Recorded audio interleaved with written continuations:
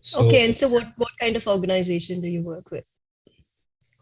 so it's a not-for-profit organization that I have founded in 2019 when I Mm-hmm. was doing after I did my MPhil. So I sort of, we founded this organization, and currently we are working on a project that connects young people from all these urban places and colleges to rural youth virtually, and it's like a very intimate connection. It's like one person from a city will get connected to two people.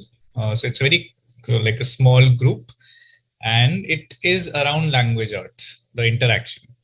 But we try, so obviously it's like the urban person feels that they are the teacher and the rural youth feel that they are the student, but we try and upset this dynamics by a methodology that we create.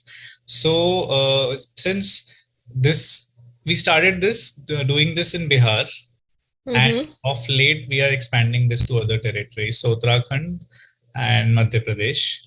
Mm-hmm. This is the new territory that we're getting into. So we have a lot of new students and a lot of new teachers. So just managing that, and a lot of interns to manage this whole work.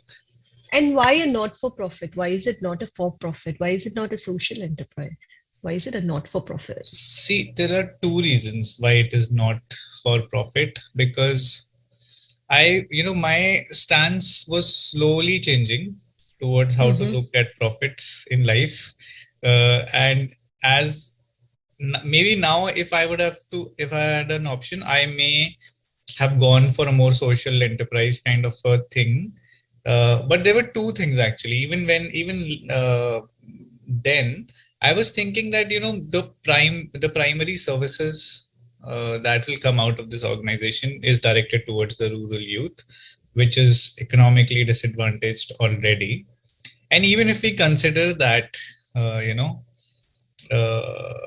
they can pay, then with very minimal fees they will have bigger players in the online education industry, Mm-hmm. like I don't know, Byju's and all those unacademies and whatever those little companies who are I think in 500,000, 1,500 rupees subscription have professional teachers. We do not do it with professional teachers. We just have random college students feeling whatever social for some time connecting to the project. So we are doing it more in a unofficial way, in a more informal learning environment way. And I was like, okay, and the good part is that the organization itself can generate revenue. So it's a Section 8 not for profit. So the organization Mm-hmm. may do profit making, but it has to invest everything back into the organization So as an individual.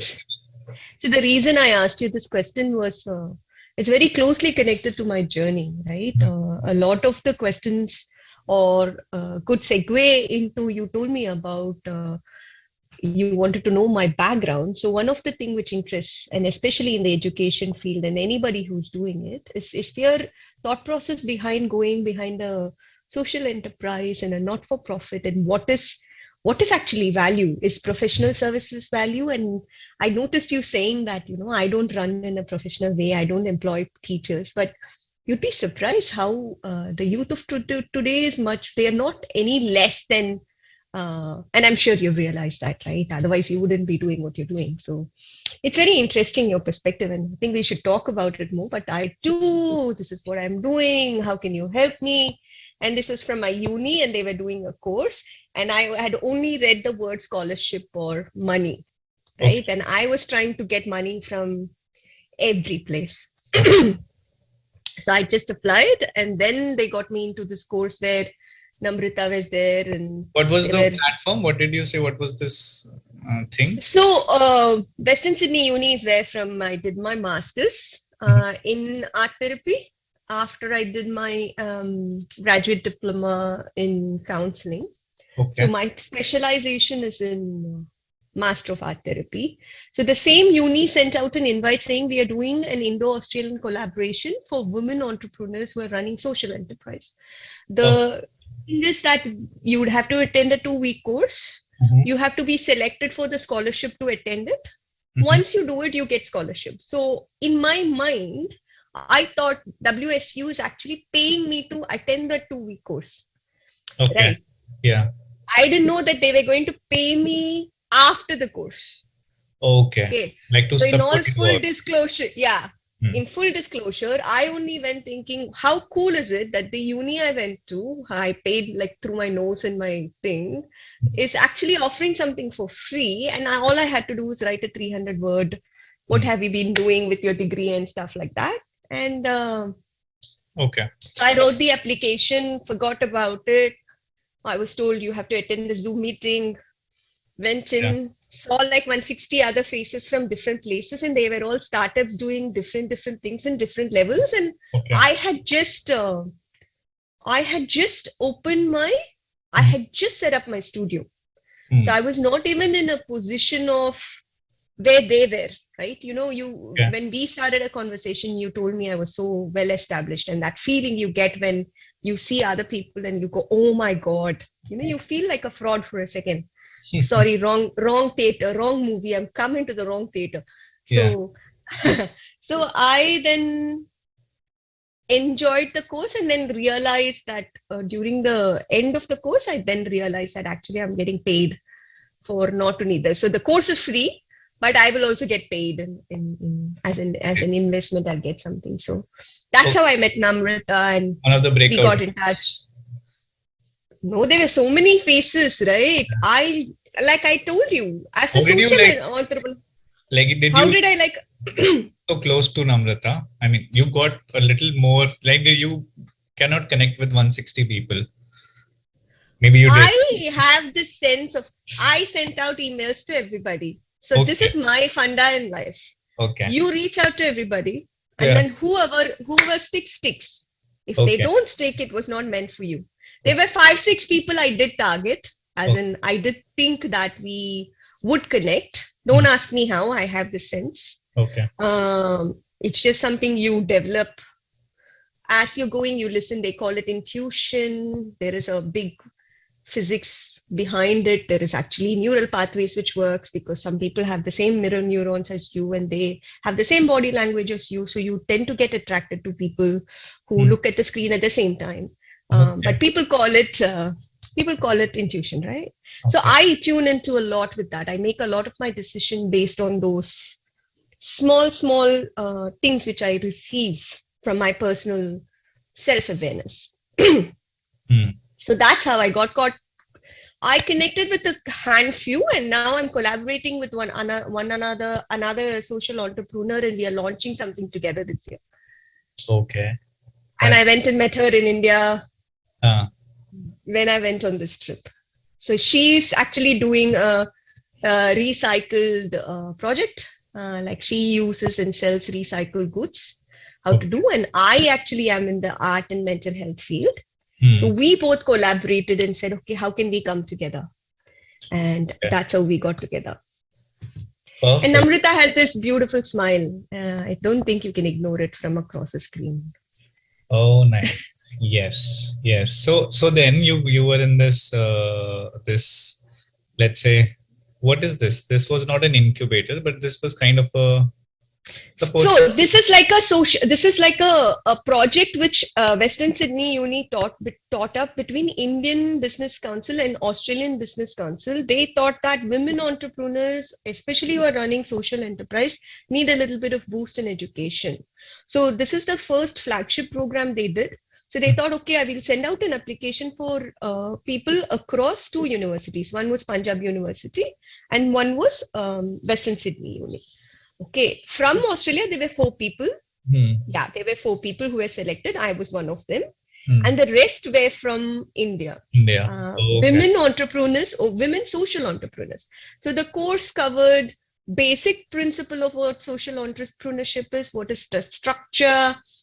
It was an incubator come education kind of a thing where you can then collaborate, understand the basic principles of social entrepreneurship, then put forward your project, Hmm. talk about turnover and all that, and talk about your challenges. They invited guests, women who had actually become successful in the field, Hmm. and they just basically wanted to encourage collaboration Okay. Amongst the participants. amongst the participants. I happened to be someone who was a social entrepreneur, who was in Australia, and who actually happened to be a first generation Indian migrant. The Oh, other participants were of other nationalities who came from Australia. And a oh, lot of them did not even participate, thinking I have to pay for the course. okay. Okay. Perfect. So So how was your experience? Is it any good, like this course or participating in such spaces? I think the main challenge when you start any entrepreneurship, see, I think I've got three disadvantages. Mm, Okay, one, to start with, I am a woman. mm-hmm, Okay, I'm a woman who is talking about mental health. mm, okay. On that, put another layer on the woman. I'm not any woman. I'm not in my environment. I'm actually a different looking woman in a Western culture who Mm-hmm, is talking about mental health. mm, And I'm running it as a not for profit. I'm running it as a social enterprise. I'm saying I'm going to go create profit. mm. It's all digging my own grave, uh, lying in it, and making another tombstone which is of marble on top of it.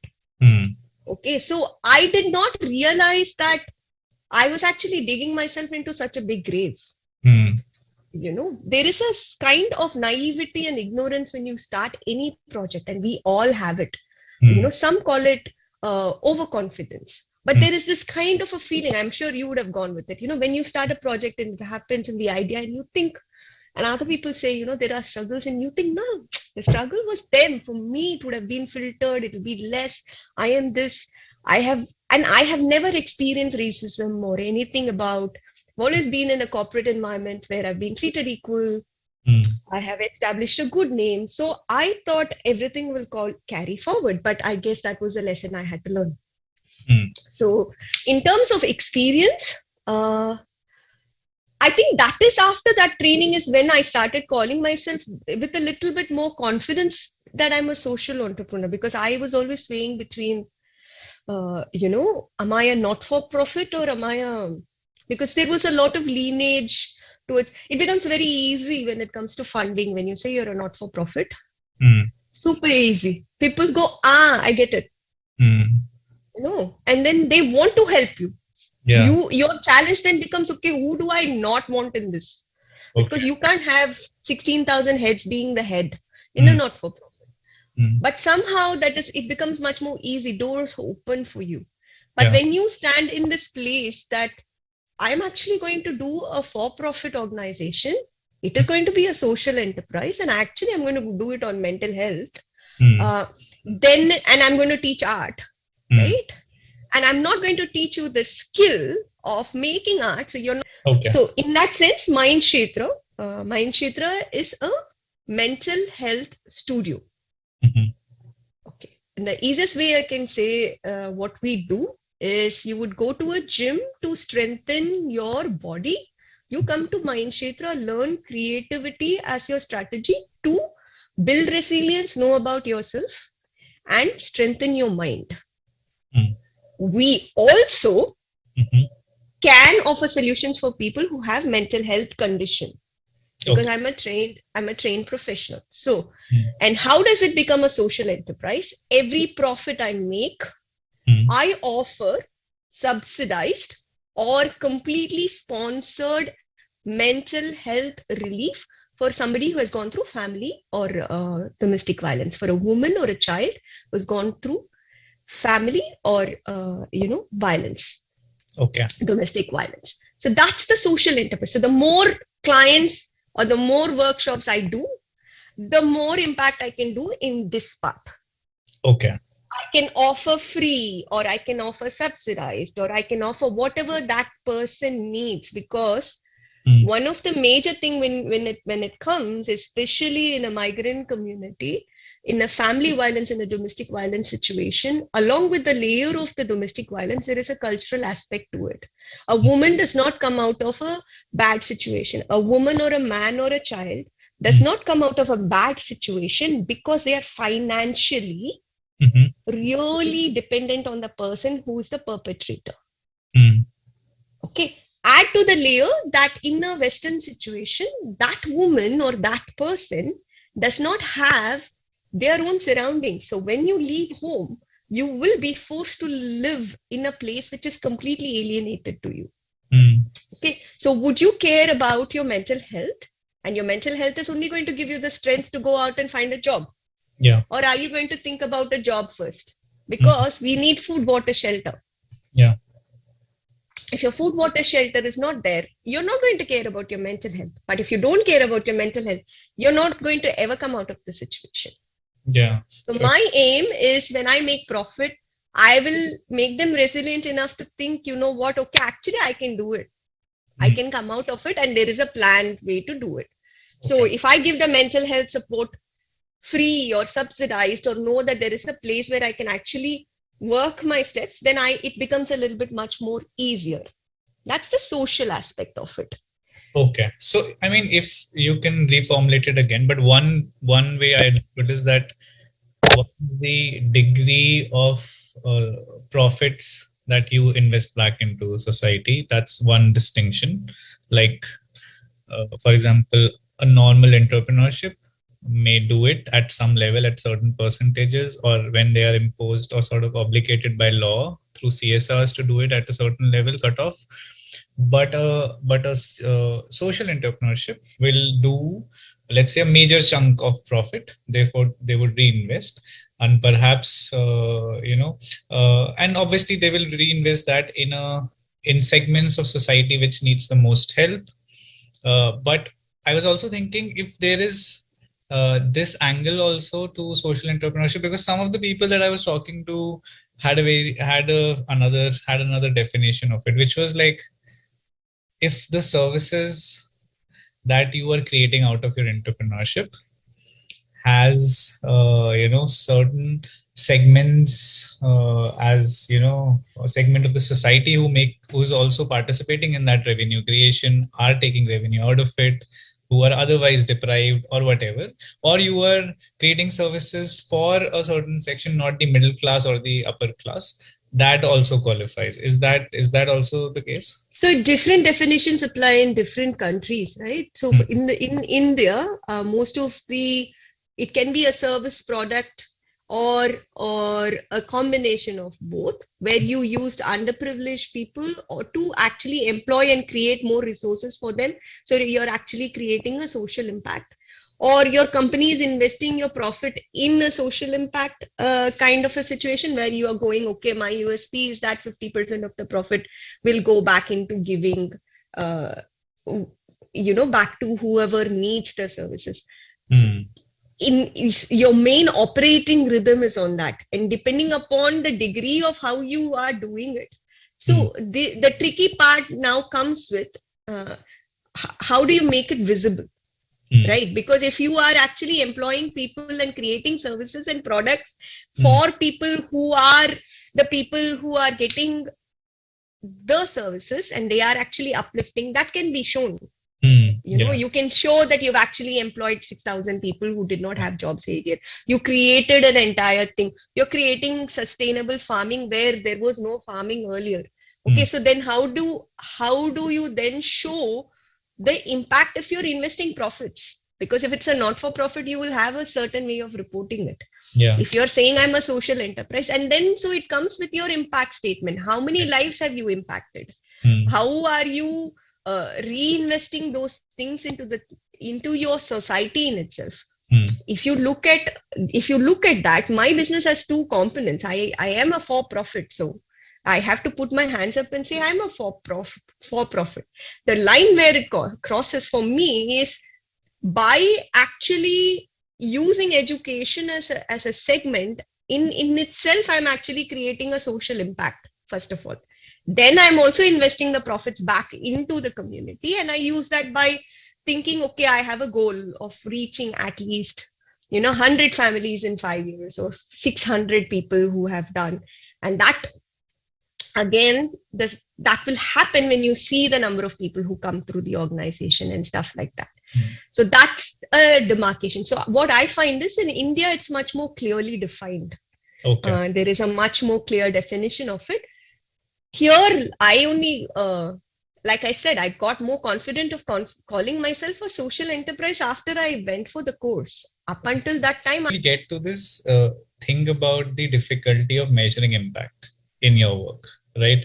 But before that, I just wanted to say this whole art thing where the product is not important sounds very fascinating to me because it seems like the ultimate kind of an antidote to capitalism where you are selling, a thing without a product, just the process of it, like kind of engaging in unproductiveness, let's say, and yet engaging in creating something.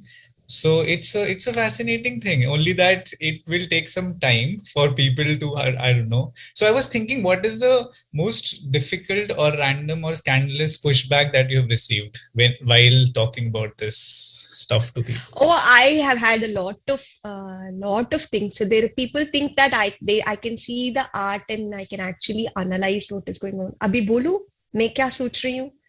अभी बोलूं मैं पागल हूँ क्या? That was one. Okay. I actually went on a walk, and the one which made the most impact to me, and a couple of comments, but I'll tell you all. Mhm. One was, you're not selling a product. Mm. You're selling as such service. It's, if you sold a product, then it would be great. And if I had to, and I'm a South Indian, so I'm going to give this example. Mhm. So a couple of my friends told me, and I cook really well. So they said, this was an idli vada sambar stall, and if you had said with the story, and I write, if you told it with the story, people would have come. Said I would have become a multimillionaire. The idea is not that. There Mhm. is a purpose when not selling a story. The one thing which was really shocking to me was, we went for a casual walk, and I was going to a walk with the family, and I had met one of the friends um, in the walk, and the studio started that's again a different story. The studio started during COVID, so it was even shut even before it was opened. Mm. Okay, so it all happened, and finally the studio happened, and I'm such a person that I have this immense amount of pride. So Mhm. to whoever I meet, I say, come to my place, Mm. come. So in that casual conversation, and I said, hey, come to my place. The studio is open. Why don't you come? And she actually did a step back and went back and said, is something wrong with me? Yeah. And that hurt. Yeah. And this was not a not educated person. This was not somebody who I can put those categories we make excuses about. अरे उनको तो पता नहीं है कैसा था. Mm. They don't know, probably they are not from well-educated background. This is Mm. somebody who lives in the same society, who I think is in the same level as us. I can call them a peer. And they Mm. did a physical step back and said, do you think there's something wrong with me? Mm. And I am very sharp-tongued, and I get very offended when somebody said that. So I said, if you have a mind, you can come, and then I leave it up to you. Yeah. So yeah, I've heard that you're not selling a product, Yeah. you're not teaching anything. What will they get out of it? Yeah. Why should I come? If I have to do the rangoli, my grandma teaches me that, yeah, of Mm. course, that is why. So how many of those things have you been doing consciously? Mm. I don't want you to, like, it's not like I'm saying, you have to pay. Yes, I do offer subscription where you can come and select classes accordingly. For Mm. every month, you can use one art medium. Mm. Um, but it's almost like it's just there in my house. Why should I come? Mm. How is that different?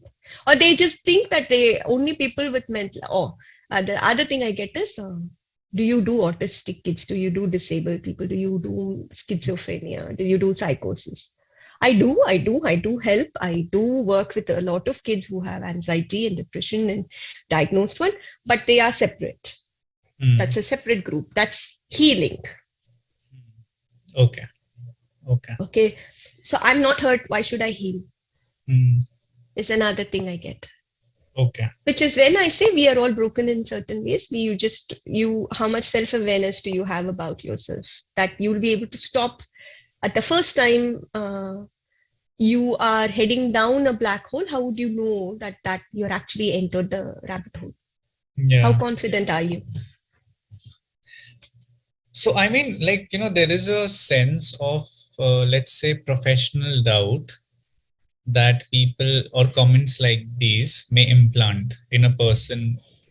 And there are a lot of professions like this. For example, even, you know, uh, as a social worker, before I established my own NGO, generally, this, so a social worker, in their internal discourse, obviously there is a way of how they represent themselves, but then there is society, and then there is hierarchy of jobs and kind of other people talking about it. So definitely there is that doubt about what you're doing, is it worth it or whatever. And now let's come to the most, let's say, the first coordinate of the complication of your work, which was like being a woman. And if you want to now talk about this a little, how you know, this professional, if I may say, doubts about what you do, what it is, I don't understand it, whatever the table around mental health, and then and talk about it from the perspective or your position as a woman doing this. Just to add to it, because I was thinking any kind of entrepreneurship at an initial stage is of a certain kind of doubt, any which way, Okay, so right? when you started your NGO, Yeah. when you started your NGO, did you have anyone come and tell you how Hmm. you should run your NGO? No, not particularly. Who would like tell me that this is how you should do it or that is how you should do it? Yeah.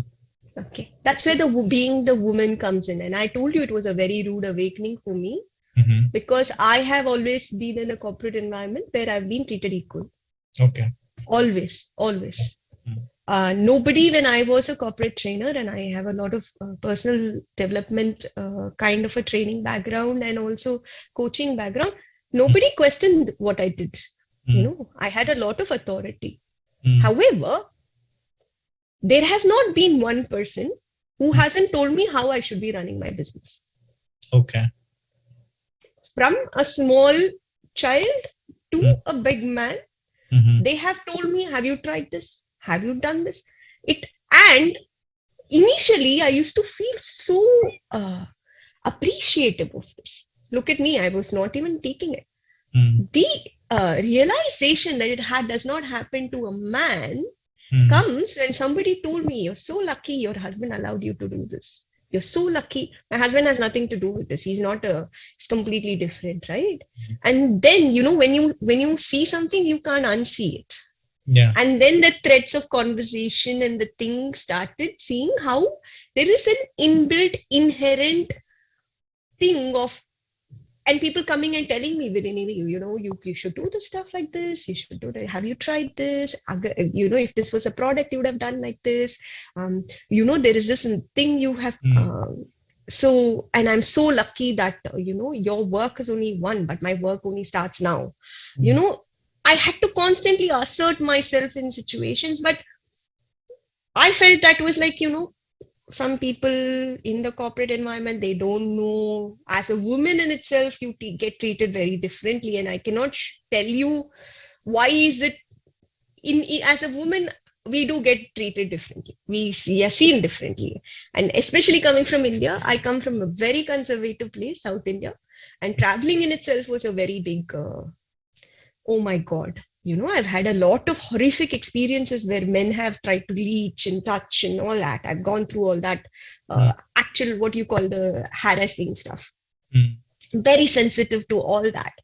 Mm. But somehow, I just did not think that that came because it was a man and woman difference. I probably sidelined it and relegated it to be something of a Mm. you know, of a race thing or of a part-timer thing of, you know, you always make excuses for people because you want to think people are good. But yeah. You know, when you are experiencing a bad experience, and even now, if you say something to me, and it's a very small example, right? If you say something to me which is untoward, the first time I will act as if I didn't hear it. Mm. The second time, I will try and deviate myself from the thing. Mm. The third time, I might, and if I am very confident, I might say, and I still would be polite and I'd say, I'm sorry, somebody's calling, I have to go. But Okay. I would never, have you ever seen anybody Confirm. confront immediately? They won't, because we are trained not to, Mm. because we make excuses for bad behavior. Yeah. Sometimes we even accept it. Hmm. Yeah.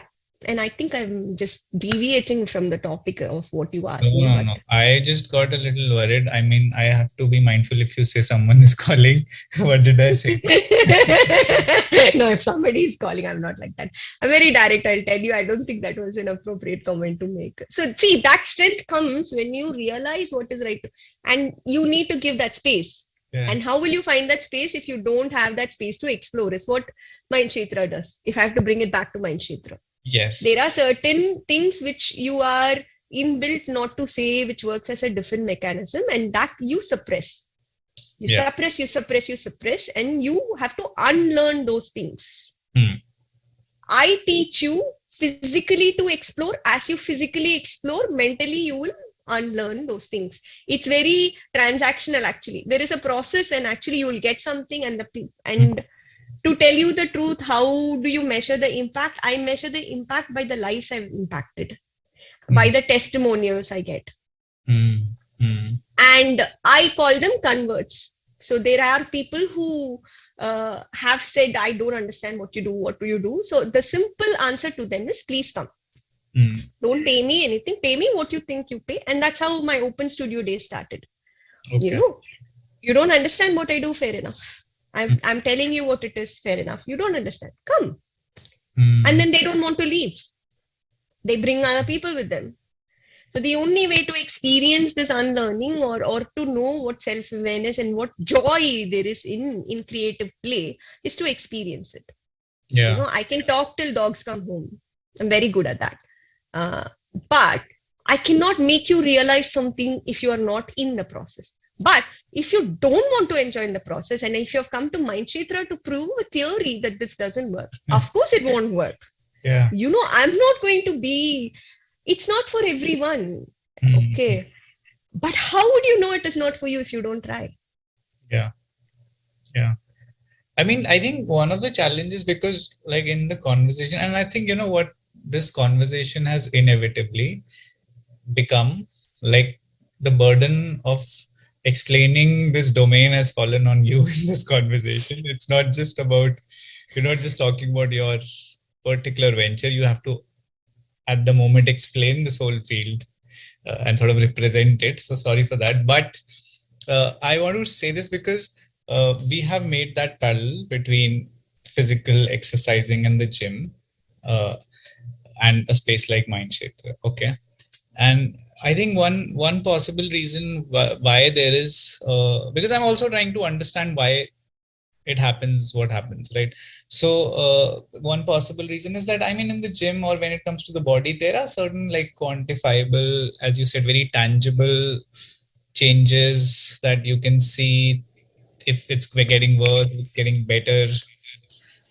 And probably in what you do, it's in fact easier because somebody can just tell if they're feeling how they're feeling, right? It is an actually a much easier measure, but because it's not a number probably or whatever. What do you think? What's your sense? Why is it that? So my sense is that like I said, the more number of people who walk into Mindkshetra or experience it online, Hmm. the more people will have. The struggle is not, it's not about, I'm so confident, and I have, and this has been proven by like a year and 2 years of working with a lot of organizations, and 2 years of working with actual people and doing this and showing the people, and people coming in and experiencing it and then leaving reviews and being, what can I do? How, and it's a complete 360-degree change for me.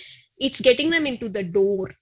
Hmm. Once they are in the door, I know that Mindkshetra will take care of it. When I say Mindkshetra, I'm talking about all the workshops, and it's just not me. So the idea is not that I should be there completely. The idea is that I should one time be able to employ other art therapists who are able to do it, and this has to actually be a bigger organization. I should not only, so that's the end game, right? Hmm. But my challenge also, because of COVID, uh, as well, but it also has been a boon because I have learned, see, I tell people that you can use creativity to create resilience. So when COVID happened and I was like a new person who had opened an enterprise and I could not even go into a physical space, I actually had to prove to people I can actually use my techniques to keep myself up. I am actually using whatever I am teaching you, and I am still smiling. I have not I have not got defeated. In fact, I've got even more invigorated. I have done more things I've never imagined. And that strength came to me because of what I teach. What I preach is what I practice. Yeah. What better way to showcase myself through the story of what has happened to me? So it is not only, I'm not telling you to do stuff which I don't do myself. Yeah. Writing journals, setting goals, doing art, expressing myself, because we all know the trajectory of how it feels to feel self-isolated. We know how this entire, how it's completely in a it's almost like the oven has been turned on all our stresses. Right? If we were juggling before, it is almost like they have made a stand on top of a tower and they put a thin wire and said, oh, you have to get to the other end, and that rope you don't know. So you learn juggling and then you walk the rope, you think it's good. Now they are like, I'll take off the bridge, the thing off. Now it becomes narrow and narrower. As variant comes, it becomes narrower and narrower. So you don't know when, who's going to fall, and you're seeing people everywhere falling off. So I kind of find it very funny, a funny way of universe telling me, you know what, show people what you can do, how this can help you, how resilience is actually, and I am actually the thing, and the people who have come to Mindkshetra are actually the product, and the tangible result will come when I showcase the work of people and people hear the stories. The tangible result will come, which is happening. Right? I did one course called Expressive Me, and I have a client who's going to present her artwork and the journey about it. We did something called Curate Me with a not-for-profit, where young people between the ages of 21 and 30 actually used this technique which I teach and expressed themselves and did a self-portrait. And we are going to work on that. I worked with a couple of kids who have had anxiety. I have spoken to a couple of old age people who have had it. We did a campaign to promote and bring awareness to women's stories and how women have to be acknowledged, and that exhibition has to happen. So things are happening, things are changing. COVID has not been or I am not bogged down by the challenges. And just because I talk about the challenges, that doesn't mean that is all there is. There have been a lot of positive stories. People recognize me now when I go somewhere, people recognize me. At least in the local, not notoriously enough, but at least I know your face somewhere, kind of a thing, which I think is a great thing. And I was a hermit 3 years back. I have never been on any social media. In fact, I was so hell-bent that none of my daughters, I left them till they were 13 on social media. So for somebody who has never been on social media, I should say I'm doing okay. It's not great. And we did an experiment. Sorry, this is completely off track, but you'll find it interesting. We did an experiment when we started, and we asked a couple of mom what you were cooking, right? And not only on my page, in a couple of my girlfriends' page. And I do all these demos. I'm thoroughly, completely inspired by Bollywood. I have to say that, disclaimer. Okay. And my favorite movie is Three Idiots. So doing demos are like my particular doing demos are my particular specialty. So I bugged my friends and said, can you please put on your profile? And I want to see the number of responses. Small experiment. So what is cooking in your house? And we had like 6 people, a lot of responses. Okay.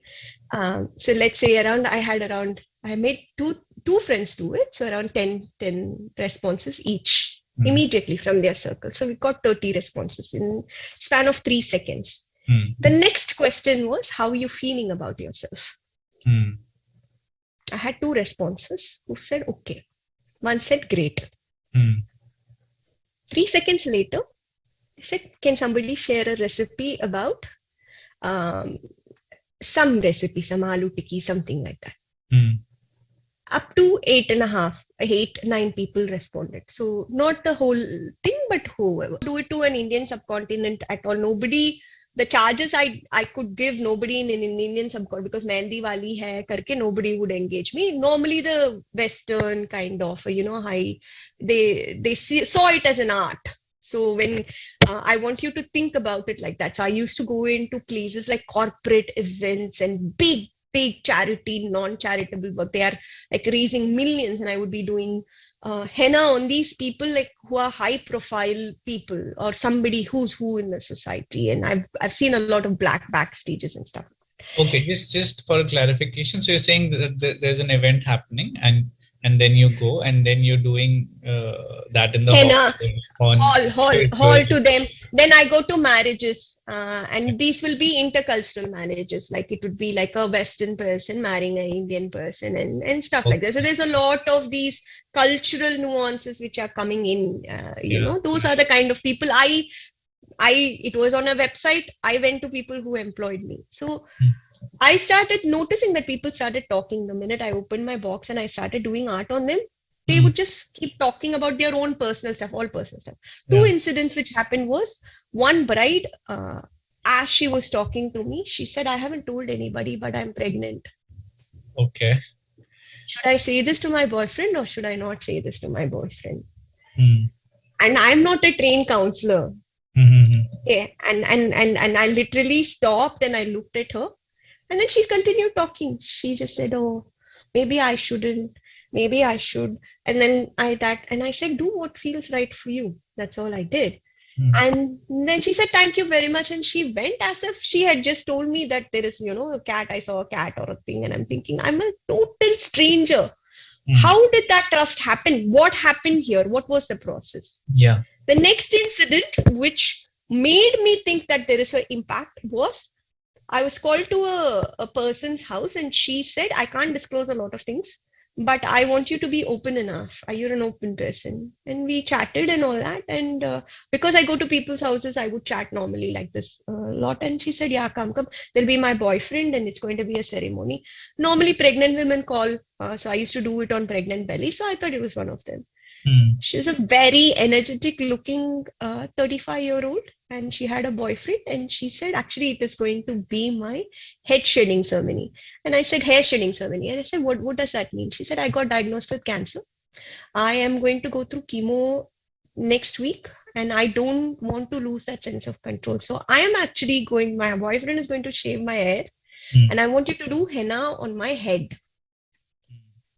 And I want you to witness it. Hmm. And I cannot tell you, I can still get goosebumps of somebody taking control of themselves of a disease and actually celebrating it. Hmm. She said, I'm not going to cry. Hmm. And I did art. And that two incidents stayed with me and moved me a lot. Hmm. And I always had a nerdy brain and I would always figure out and listen to TED Talks and that. And so I started finding out what is this relationship between art, human beings, and your verbal center. Why do people open up? And that experience told me that I'm very good at being with people, talking to people, and I used to counsel a lot. So I went into a graduate diploma of counseling, but as I was doing that, I heard this field called art therapy, and I said, okay, I have to do masters in it. Hmm. Also, because as a young child, I did not get a lot of support. I thought how great it would be to actually use this as somebody's template to teach those young kids, you're not alone. You don't have to feel discriminated. Hmm. In fact, there were a lot of times where I think I did not even express this to my parents that I felt discriminated. All this was in my head. I was holding it against me and it was weighing a lot. It was holding me back.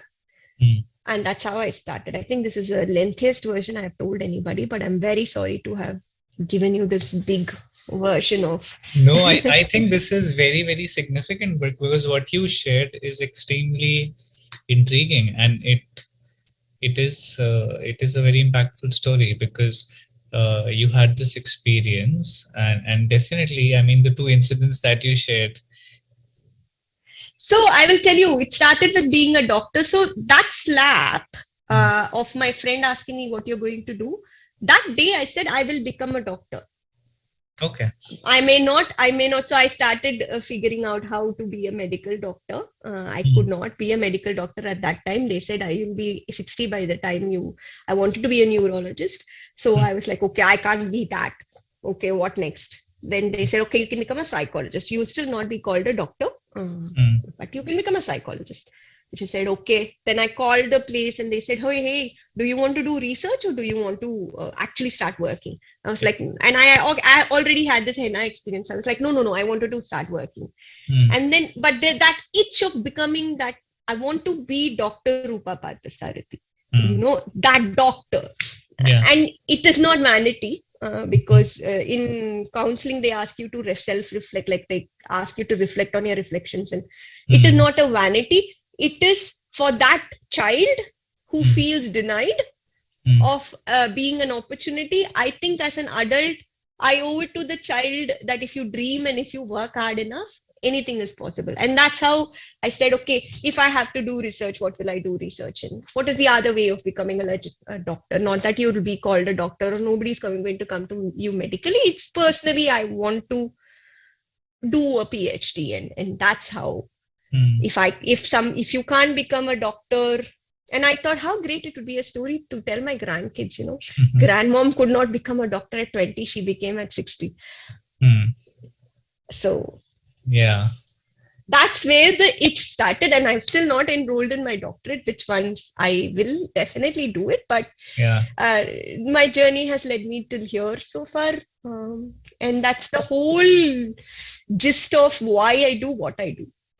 Okay. And that's how you like went in that for that course. So you had those two incidents. You looked for that a course that could kind of make sense of this and can give you more, So let's say, yeah. yes, so the logical thing was, if I could not become a medical doctor, then what else can you do? Yes. And I actually had these specializations, and I was a dietitian by graduation. So I did psychology, I did interior design, and I did art.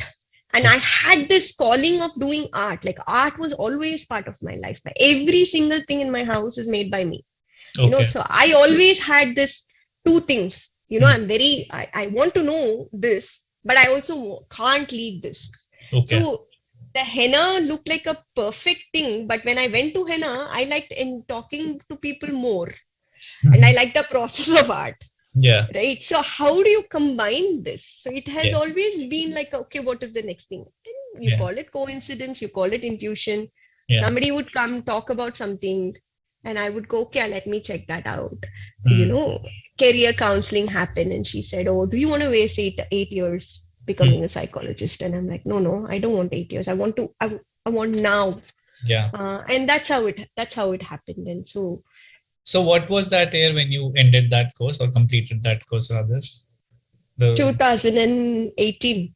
18. And you started Mindkshetra in 2000, around end of 2019. For a year and a half I tried to find jobs, yes. Get myself employed as an art therapist. Nobody would employ an art therapist. Yeah. Again, the struggle was, if nobody's going to employ me, I will employ myself.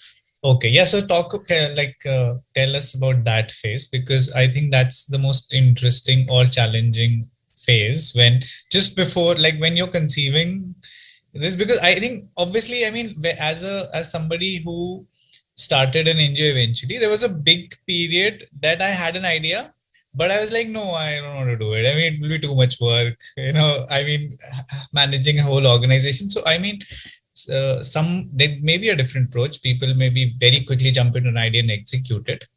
But there is always a backstory. I don't think I had a choice. Okay. I had to either go back as a corporate trainer. I didn't leave my job, or I didn't take a career break up until last year. Last year, December 3rd is when so I've been studying and doing everything simultaneously. Okay. So and the major change, which I think I didn't tell you, was like I was so bitter in my life that there was no opportunities even in my corporate work. I would be so pissed off. I would work so hard, but I've never got recognized.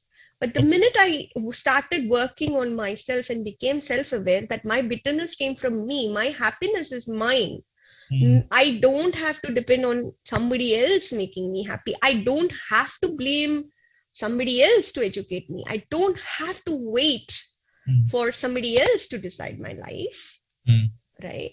And things started shifting drastically from a very low level customer service representative. In a matter of year and a half, I became a coach of a very big multinational company, moving around the Australia, going and telling people about productivity essentials and talking to GMs and talking to EMs, which a year and a half back I would not have done. And I attributed, and because I kept journal, I attributed it to my personal journey as to how it shifted. I was doing art in the form of henna, right? My exploration happened that. And then I started understanding this profession. Art therapy is a very emerging profession, and I have always been this kind of person. When somebody has said don't jump into the well, it is like 80 feet long, I always think like I'm a manush, and I think it's okay, somebody is going to put a floating raft into me, right? And I jump. I do struggle, but eventually somebody does put a raft, either out of pity or something, but then I go tell, see, somebody did do it, right? Had I not jumped, nobody would have come for my rescue. Life has always happened like that.